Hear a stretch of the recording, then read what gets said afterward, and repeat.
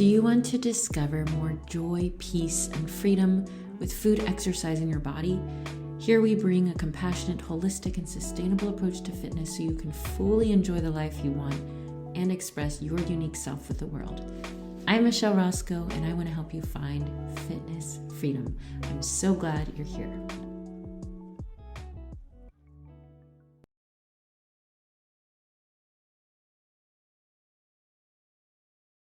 All right, let's go. And today I am talking with Lorenza Zebell. She is the program director at a local nonprofit called Sustain Dane. It's the sustainability organization of Dane County and Madison, Wisconsin, where I live. They value holistic sustainability, a healthy environment, a just economy, and equity and well-being for all. I recently met Lorenza at a lunch and learn and was excited to talk more with her about sustainability and how it's connected to our health, especially in our food choices. So I'm really looking forward to having this conversation with you, Lorenza, and to share it with the audience so we can learn more about sustainability and how it impacts our health. So very, very welcome to you. Thank you so much for being here. Thank you for having me. Yeah, So I'm excited to be here and talk about food and sustainability. Yeah, so going back a little bit, Lorenza, what got you into sustainability work in the first place? Yeah, I think I got into it, it's always been a part of my life in a way. I grew up in a family that loved being outside, and every year we go to an area in Lake of the Woods, Ontario, and spend a lot of time on the lake. And just over the years, watching how the environment changed there. And then early childhood environmental education, just being there and playing in the dirt and seeing the bugs and the critters. And that kind of piqued my interest in that. And then in college, I tried to bridge my skills in kind of systems thinking and data systems is what I was studying at the time. And the bridge from that to the environment was sustainability and kind of specifically business sustainability at first. That's what I studied. Yeah, and then I found my way to Sustain Dane right after I graduated. Yeah, and can you tell us just a little bit more about what you do there and how your role impacts, the work of Sustain Dane? Yeah, so I'm the program manager, and that means I develop and facilitate our educational programs. So we are an educational nonprofit. That means we're not an advocacy group. We primarily work in education. So we have a number of programs teaching the Madison and Dane County community about different sustainability topics. And it's a real range. It's whatever folks are interested in, we try to prioritize that, or whatever the county or city is interested in people here learning about. So we have right now a program on recycling and how to recycle right in our area and kind of the why behind it. We have a program on water and how you can protect and conserve our local waters, and a number of other educational opportunities. That's so cool. So it sounds like you're really passionate. You'd have to be passionate and really interested in this to do this kind of work. Yeah, you do. definitely. Yeah, I think all nonprofit work, you have to really believe in what you're doing. That's a big part of it. And I do, definitely. It is so important to me and to so many people. And I think so many people want to be involved in climate change, in climate action, in sustainability, and they just don't know where to start. And that's kind of where we step in. We're a little bit of a navigator to kind of direct you to what you might enjoy working on, what might get you excited to work on climate action or within sustainability. Because it's overwhelming, right? These are big, sometimes existential threats, like climate change. And as an individual, it can feel hard to see how you fit into the grand puzzle of it all. But yeah, that's what I try to do, make it easy for people to take action. That's so important. Yeah, we watch those documentaries or we see those pictures and it feels so overwhelming and so scary that it often feels like we can't as individuals do something about it. But it sounds like your work is kind of switching that narrative and encouraging everyday people to do something about it. So why do you think, from your perspective, being in this world, you work here day to day, why do you think it's so important for us, just, an everyday person, just all of us as individuals, to be aware of and our part in it? Yeah, it's such a complicated question that I get a lot because I think many people want to just, think it's not my problem. I can't affect it. Mm-hmm. I'm struggling. Many people are struggling on their own already with other things other than climate change. But I like to point out that it is affecting us already here. We have more higher highs and lower lows for weather, more extreme weather events like flooding, and we will be seeing more of those as climate change progresses. So that's the scary negative part.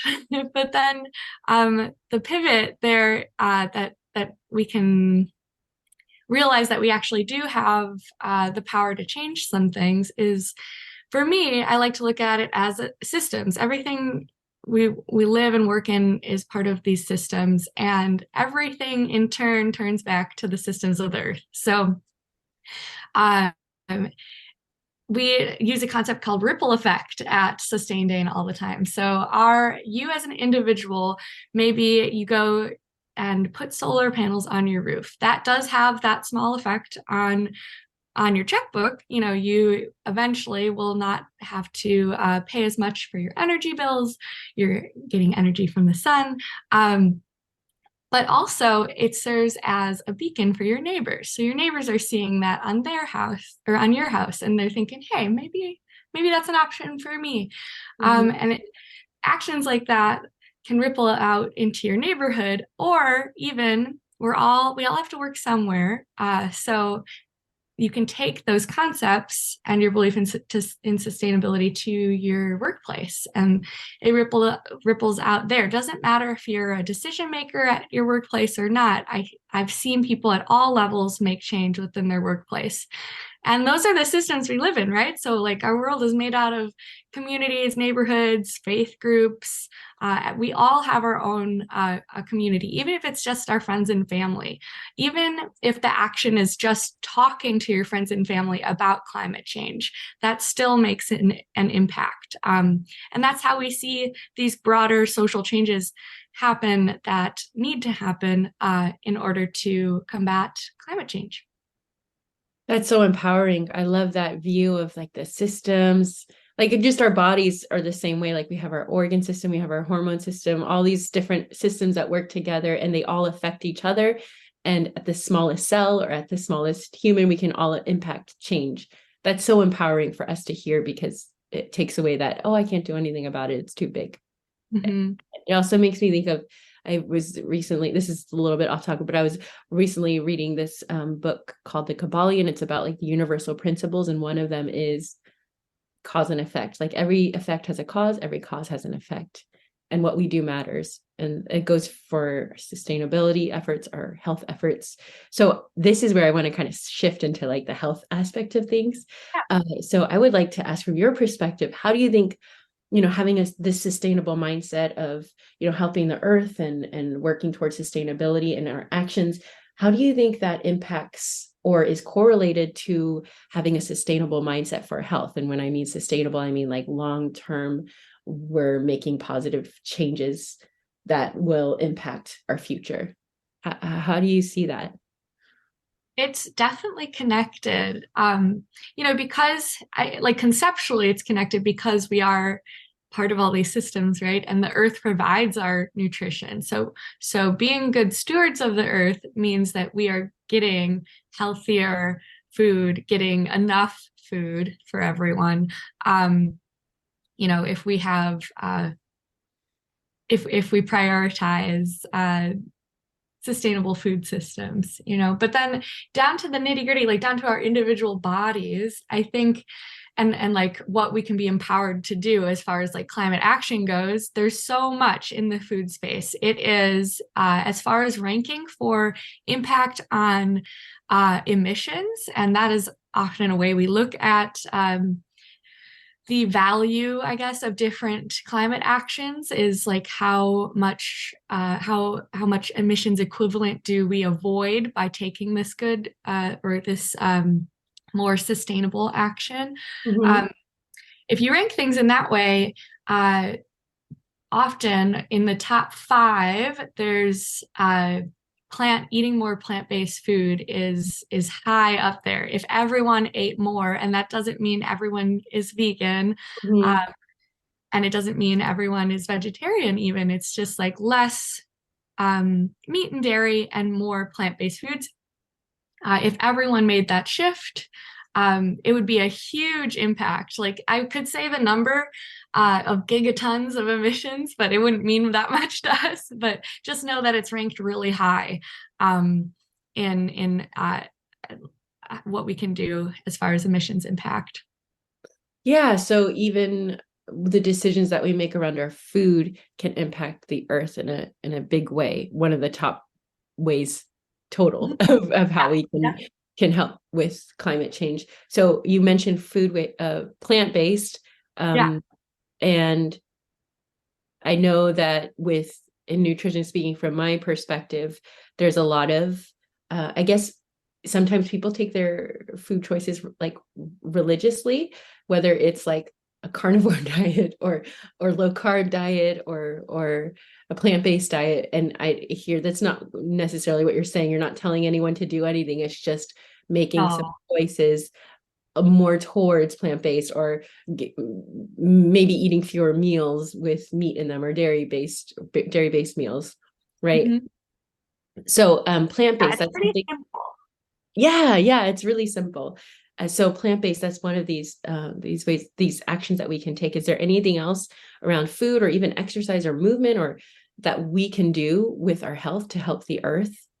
Yeah, another top action category around that impacts emissions is transportation, of course. We all have to transport ourselves. So, sustainability generally is how we heat our homes, power our lives, move from place to place, and feed ourselves. You know, these are the big issues.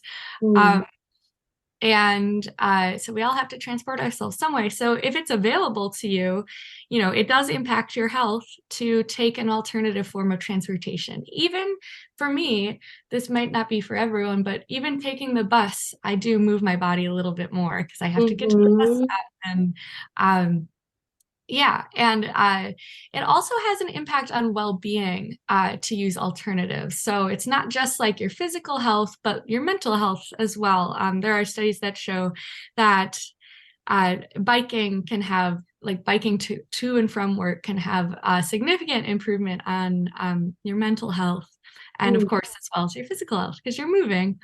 Um, and even uh, it doesn't really affect your physical health as much, but even having a carpool buddy going to Mhm. work can affect your mental health and your well-being because you've got a friend to talk to before work, before a work setting, so you can be a little bit more personal, a little more casual, and you got someone that's relying on you.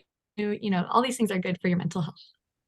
Yeah, that's cool. So even with the way that we move in our transportation choices, moving our bodies, most of us could probably use a little bit more movement in our day and incorporating that alternative transportation, whether it's through biking or taking the bus, walking a little bit more. I know everyone lives in a different kind of setup. When I lived in Korea, public transportation was the norm, driving was the exception. Pretty Yeah. much everyone does public transportation or you walk everywhere. And I noticed moving here to the States, it's like you have to push yourself to be active. You have to like, in Madison of all cities is a very active city, but still, even then, pushing yourself to be active. So just making those small changes when you can walk, when you can take the public transportation or bike somewhere, taking that option is good for Yeah. the earth and good for your body. And what I always say to people is don't it doesn't have to be perfect because I think there are some people that can do that type of challenge every day. Like, I'm going to bike to and from work every day. Um, Yeah. I'm going to eat vegan and also raw, or like some extreme, Yeah. you know, like some people are like that. Not everyone. I'd say maybe the majority is not like that. So whatever you can do. I try to bike, and this is a low goal for me, but just to, as someone who cares very deeply, this is where I'm at. I try to bike or walk to work twice a month. That's only 2 times. I only work in office 2 days a week, so there's less opportunities for me to do the. Hmm. But, uh, and that's another way you can avoid emissions, is to work from home if you can. Yeah. Um, but yeah, that just setting a kind of a feasible goal um, is better than nothing at all. If we all do it imperfectly, or once in a while, then that has more of an impact than just those few really committed people, really intense, Yeah. people doing it all the time. Yes, I love that approach. And that's actually how I approach things with my clients as well, and with my work, is like, do something over nothing. A little something is better than nothing. You don't have to be perfect. There's no such thing as perfect. It's just a True. little bit better. Yeah. So you mentioned eating more plant-based, taking alternative forms of transportation. Is there anything else that we can do that would benefit our health, that also benefits the health of the earth, that that we could take action on even imperfectly? I think when I start to like expand thinking about this, there's so many different things that have co-benefits for our health. Like getting involved in community volunteering, like maybe a neighborhood group that looks after a local park, or a local, like the one that comes to mind is the Starkweather Creek neighborhood group. Mhm. They're called Friends of Starkweather Creek, and they look after that area. So you're getting involved in community, and this is shown to be one of the major things for mental health. Like if you are working together in a group um, on a shared goal, that is, yeah, it's really good for your mental health. But then also those groups take actions that are good for theirs. So like we partner with them on Earth Day or in Earth Month every year for a cleanup of that area, because a lot of debris, trash washes into the Starkweather Creek and that neighborhood area, the natural areas around there. So we spend a day also partnering with Ian's Pizza, picking up the trash around there. And last year, I think we got 700 pounds with our group of maybe 100 people. That's awesome. Yeah, and then you're working together again in a group on a shared goal. It feels good for you, and you're getting out in nature. It feels good for your body. It's good for your physical health as well. That's awesome. Yes, the most important determinant of our health, overall health and well-being over the long term, is the quality of our relationships. Mm, And I was that. I was giving a talk last night with entrepreneurs about wellness, and we were kind of thinking, we're discussing how like physical and mental health is also on a spectrum. Like, where does one start and where does one begin? It's all so connected. That holistic approach that you take at Sustain Dane as well.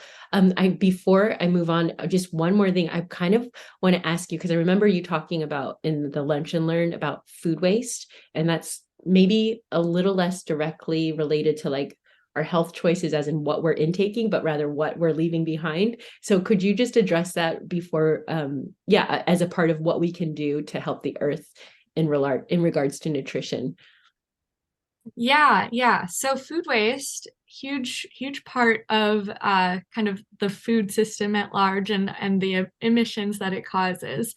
Um, and there are different ways to deal with it. I think one that does affect your health is meal planning a little bit more. If that's Mm. something that interests you, meal planning, and even just having a list and going to the grocery store with a list that refers to meals that you would like to make.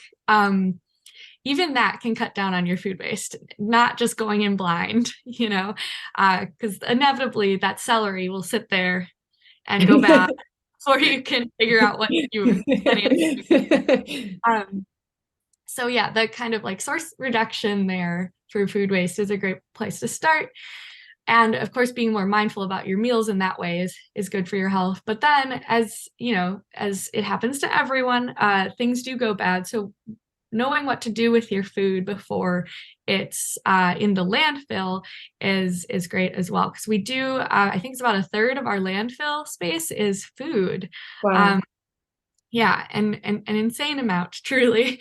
Um, and there, especially when there are hungry people out there, right? Yeah. So there's something called the EPA food recovery hierarchy that goes through the different steps of like what the best, environmentally best thing to do with the food is before it goes bad. So shelf stable things you can donate, before, like if you're not going to eat it before it goes bad. Uh, so you're feeding hungry people. You can also feed hungry animals because that in turn will feed people. That applies a little bit more to like farms. But then, of course, you can compost. So if that's available to you, if you have a backyard, it's not as hard as you think. I would refer folks to the UW Extension course on composting. They have a lot of great resources on that, but it really is as simple as just a fence in your backyard where you put leaves and your food waste in. You can turn it, you can add a little moisture. It's a very simple calculation and a very simple thing to do. Oh. I have one that is really, I rarely touch it except when I dump my food waste in there, and it's fine. It doesn't smell.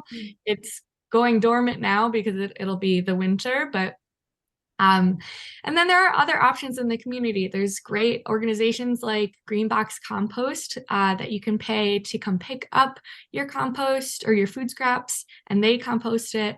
Or there's like a group buy through Greenbox at Green Life Trading Company, which is on Willie Street, a kind of a reuse and a refill store. So you can get bulk home goods there. But they also have an inexpensive kind of group buy where you drop off your food scraps there, and they in turn pay for it to go to Greenbox. And then last option I like to mention is Sustain Dane at farmers markets has drop-off sites. So for free, you can bring your compost or your food scraps, and we take it to a farm in Madison on the south side called Neighborhood Food Solutions, owned by Robert Pierce, and he uses it to regenerate the soil on his farm there. So I love those options. That's so great. And I like all the little names that you put in, like Willie Street Co-op and all these things that if you're in Madison, you're familiar with. I've traveled a lot. I used to live in Korea. In Korea, it was mandatory. Everyone had to put food waste. We had to compost everything. And traveling in different countries, you see how people use their food. Like in a lot of places, they'll use every single part of the vegetable. They use every single part of the meat or of the animal to cook with. And coming to America, every time I come to America or like coming back here to live, it's like, wow, people do waste a lot of food compared to other places in the world. And of course, it's like what we're used to. So maybe we're not always aware of it. But there's so much of it. There's so much available to us. And the country is so big that it kind of feels like it's less consequential, but it's good to be reminded that it actually does make a difference. And so whether you live in Madison or wherever you live, to whoever's listening, like finding out how you can reduce your food waste by meal planning, which is actually something I talk with my clients about, being a little bit prepared ahead of time for what you want to eat and having that idea and planning ahead so you're not buying more than you need. And when you do have that waste, what to do with it, just figuring out in your area, wherever you are. I know I have people from different countries and even continents listening to this. So just figuring out, of course, probably America is a little bit behind on some countries in terms of sustainability and systems and ahead than other countries. So everyone's in a different place, but that's really helpful to hear. I really like that part about the neighborhood or your yard composting, like how simple it is. That's really incredible. Like yeah, it's so much be. easier than people think. It's kind of an intimidating concept, and people think you have to be this master gardener or whatever to do it. But you don't. I can do it, and I can't grow a house plant. So that's encouraging. So yeah. So you mentioned, the perfection, not trying to be perfect, just doing a little bit. And I think what comes to mind is now people are hearing this information like, wow, this is exciting. I can do something about this. I need to, do this and this and this. And then it can also become like this kind of like, if I don't do it, I feel guilty, or it can feel shamey. And this is so relevant in fitness. Like it's like really extremely relevant in fitness because it has to do with our bodies. And that's something that I really strongly encourage, is like a non-shaming, affirming approach to fitness and health. So do you have any ideas or ways that people might be able to continue to make progress without feeling like, oh, I have to do this, or, oh, feeling it's going away from the shaming aspect of it? Yeah, do have a little bit on that. You're so right. It is a big part of any change making in your life. In any aspect. And particularly when we're dealing with, our bodies or these existential threats that feel like so scary. But I would say what I tell folks is celebrate the little things, set these, when you're setting goals, like say my goal would be to eat more plant-based food, or even better for me, because I eat seafood, would be to only eat seafood from sustainable sources, which is a whole deep dive. It could be a whole other podcast on that. Yeah, that's cool. You got to learn a lot there. So there's lots of steps there. And I think the first step for me, I like to break things down into very little steps. And the first step would be just to Google, like, what is sustainable seafood, and do some research, do some learning about it. And then number two of the tiny little mini step would be research where these brands might be sold in, or like what brands have these practices, and then where might they be sold in my local area.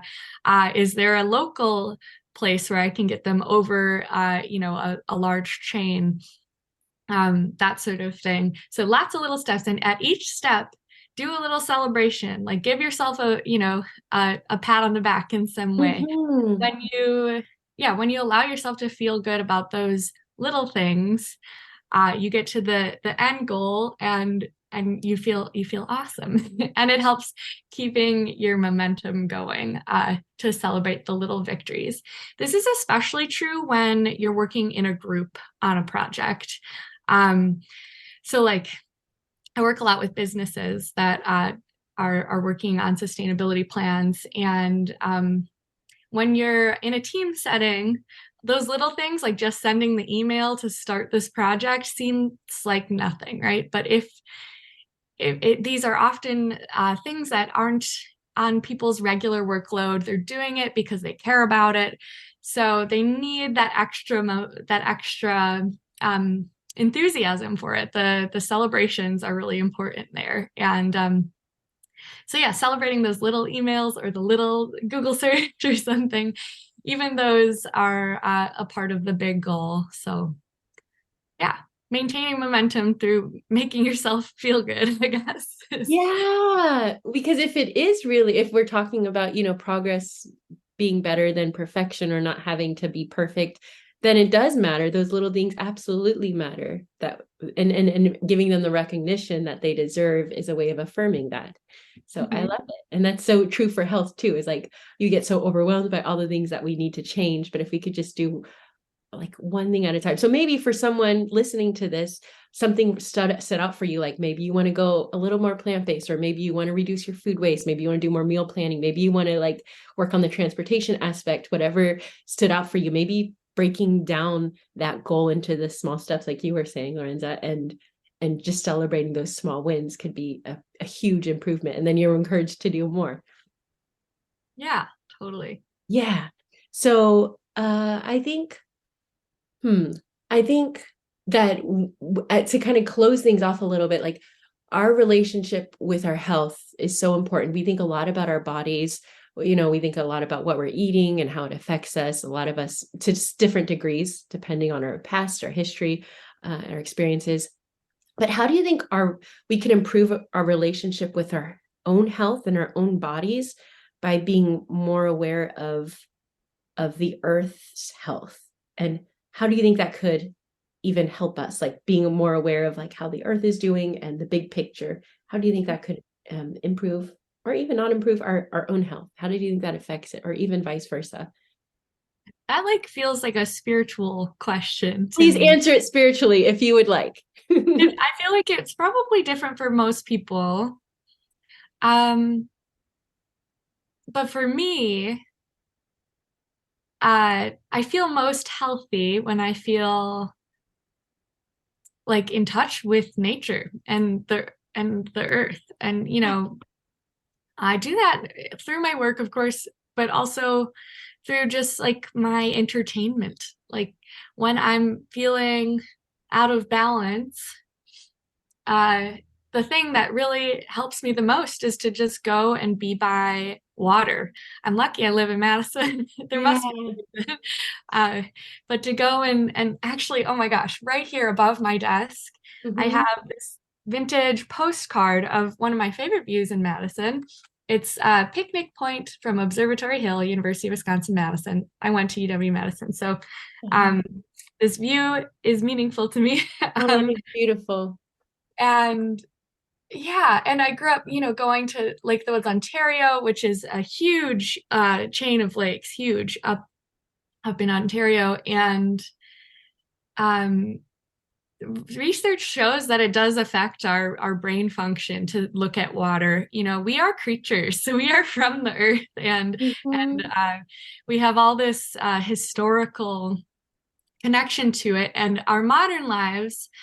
Um, we move further and further away from it. Like I spend most of my workday on the computer, Yep. looking at a computer screen, sitting.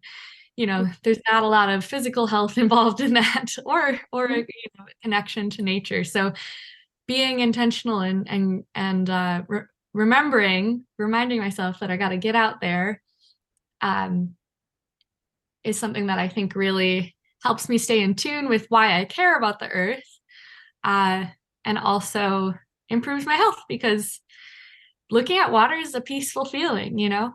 It's like, Mhm. Yeah, I feel the same way. I love being by bodies of water. I used to live by the ocean, and I'm so grateful to have the lake here. It's a different energy than the ocean, but it's still so calming to be around water. And I think being in nature kind of just reminds us of, like you were saying, going back to the beginning of what you mentioned about the systems, like we are part of not just our body systems, but like community systems and larger, huge systems beyond us, that Earth included and beyond. So I can see definitely how that connects and that feeling of connection helping our health. So if you could give one message about health from your perspective, Lorenza, to everyone in the world, if you had a speaker, a microphone that everyone is, how many people? 7 billion, 8 billion? Where are we at right now? It's in the billions.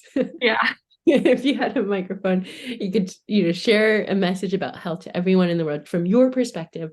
What would you say? Mm, yeah, that's a great question. I think I kind of have said it a little bit through this interview, but I would say that the fastest way to well-being is to work in a group on a shared goal, and just find something that lands in your interest. For me, um, my right now I volunteer at the Children's Museum, and Cool. the shared goal is just like the health of the Children's Museum. But it really is for me. It's a selfish act. It's I just love being there and working with the folks there towards that shared goal. It helps my mental health. I leave every shift that I have there feeling lighter, happier, healthier overall. So find what that is for you. And it might change. It might be working on a community garden patch. It might be, that neighborhood group like I was talking about before, or a workout group like you have. Um, that is a shared goal. Health in a group, a shared goal for sure. Yeah. Yeah. Oh, that's so beautiful. I wasn't expecting that, but I love that so much. And it goes back to the biggest determinant of our overall health is the quality of our relationships and feeling like we're connected and we have meaning. And I think that's kind of an overall theme that we've talked about today is like what you do matters and what you do impacts the world, not just you, and you can make a difference. And that's beautiful. That's actually something I was thinking about this morning. So it's all connected. This has been so fun. You are a wealth of knowledge. You are evidently an expert in what you do. And it just rolls off your tongue. Like, you know your stuff. And so I so appreciate you being here to share this. And I'm really, really excited to share this with everyone, because I think it's a different angle that most people don't take when it comes to, like, you think about health and fitness, you think about like, okay, what exercises am I going to do? Or like, okay, well, give me a meal plan. But like, this is such a cool way to see a big picture view of health. And so I appreciate it so much. Well, thank you. I appreciate, you seeing that connection and reaching out to us at Sustain Dane. This has been so wonderful. And I can't wait to share this with people. Thank you.